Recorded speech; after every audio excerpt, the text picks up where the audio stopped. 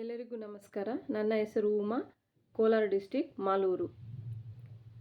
ನಾನು 2024ರ KCET ಪರೀಕ್ಷೆಯಲ್ಲಿ ಪಾಸಾಗಿ ಎಲಿಜಿಬಲ್ ಆಗಿದ್ದೀನಿ. ನನಗೆ ತುಂಬ ಖುಷಿ ಆಗ್ತಿದೆ.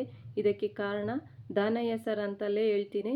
ಏಕೆಂತಂದರೆ ದಾನಯ್ಯ ಸರ್ ಅವರ ಒಂದು ಮೋಟಿವೇಶನ್ ಇದೆಯಲ್ಲ, ಆ ಮೋಟಿವೇಶನ್ ನನಗೆ ತುಂಬಾ ಇನ್ಸ್ಪಿರೇಷನ್ ಆಯಿತು.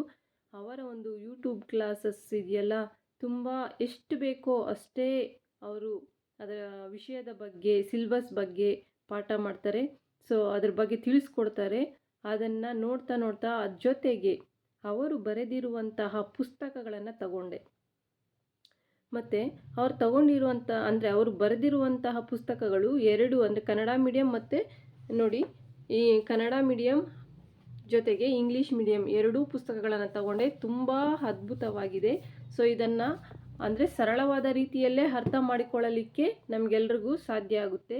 ಸೊ ಇದನ್ನು ಓದಿಕೊಂಡು ಅವರ ಒಂದು ಕ್ಲಾಸಸನ್ನು ಕೇಳ್ತಾ ನನಗೆ ತುಂಬ ನಾನು ಪಾಸಾಗಿ ಆಗ್ತೀನಿ ಅನ್ನೋ ಕಾನ್ಫಿಡೆನ್ಸ್ ಬಂತು. ಹಾಗೆಯೇ ನಾನು ಎಕ್ಸಾಮ್ ಬರೆದೆ, ಹೆಚ್ಚಿನ ಅಂಕಗಳನ್ನು ಪಡೆದುಕೊಂಡೆ, ಪಾಸಾದೆ, ಎಲಿಜಿಬಲ್ ಆಯಿತು. ತುಂಬಾ ಖುಷಿ ಆಯಿತು. ಈ ಒಂದು ಖುಷಿಗೆ ದಾನಯ್ಯ ಸರ್ ಅವರೇ ಕಾರಣ ಅಂತ ಹೇಳ್ತೀನಿ. ಸೊ ಅದಕ್ಕಾಗಿ ಅವರಿಗೆ ಕೋಟಿ ಅನಂತ ನಮಸ್ಕಾರಗಳನ್ನು ತಿಳಿಸುತ್ತೇನೆ. Thank you Danayya sir, thank you very much.